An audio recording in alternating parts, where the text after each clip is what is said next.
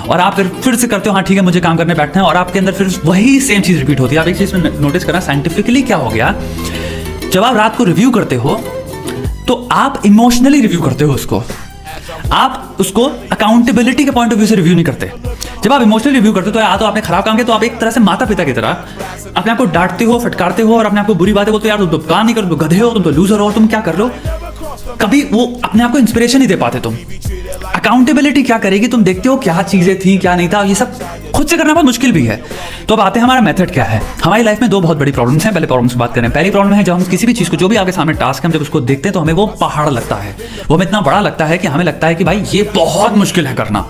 ये एक गलत थॉट है, ये एक मिथ है, ये प्रैक्टिकल रियलिटी में ये एक मिथ है। आप एक्चुअली में कुछ भी कर सकते हो, बट ये बहुत मुश्किल है मानना आपके लिए, क्योंकि आपने उसको देखा, आपको लगा किताब है या जो भी, तो आपको लग रहा है this is very hard to achieve.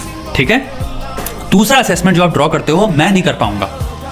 समझ रहे हो, आपको ये बिलीफ ही नहीं है अपने अंदर कि आप इसको कर सकते हो। तो ये दोनों चीजें बर्थ देती हैं प्रोक्रास्टिनेशन और एंजाइटी को। एंजाइटी क्योंकि वो चीज आती जा रही है आपसे नहीं हो रही, तो आपके अंदर डेली एंजाइटी बढ़ती चली जाती है, और प्रोक्रास्टिनेशन क्योंकि आप उसको टालते रहते हो। ये दोनों एक तरह से घूमते रहते हैं। जितना आप प्रोक्रास्टिनेट करोगे उतनी एंजाइटी होगी, और ये बिलीफ सिस्टम की मुझसे नहीं हो पाएगा, ये काम इम्पॉसिबल है, ये और बढ़ता चला जाता है। तो हमें इन सबको सॉल्व करना है। अब आए सोल्यूशन पे। कंप्लीटली नई डायरी, इतनी सी भी हो, 90 दिन की, इसमें सिंपल पेजेस की रिक्वायरमेंट तो बहुत बात है। अगर आपके एग्जाम की बात है, 2 महीने बचे, सिर्फ 2 महीने के लिए आपको चाहिए। पहले पन्ने में लिखो, अगर आपकी लाइफ में आइडियल डे होता है जिसमें आप पीक प्रोडक्टिविटी अचीव करोगे, वो दिन कैसे होगा। तो उससे पहले हम थोड़ा सा एक चीज आते हैं, हमें यहाँ पे ये रिकॉग्नाइज करना है, आपको पहले देखना आपके पास कितने घंटे हैं दिन में प्रोडक्टिव। फालतू की बकवास मत लिखना प्लीज। आइडियल सिनेरियो का मतलब ये नहीं कि भाई मेरे पास 18 घंटे हैं, नहीं दोस्त। नींद भी अच्छी खासी वो करो, बहुत जरूरी चीज है नींद। आपकी मेमोरी एक्चुअल में और बेटर होती है इनफ नींद की वजह से। तो 7 घंटा कम से कम आपको एक अच्छी हेल्दी नींद लेनी है।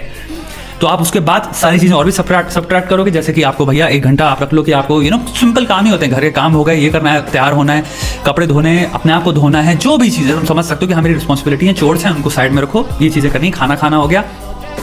उसके बाद अगर घर पे इंसान पूरे दिन बैठा प्रिपरेशन कर रहा है, तो उसके बाद मैं कह सकता हूँ 12 से 10 घंटे हैं।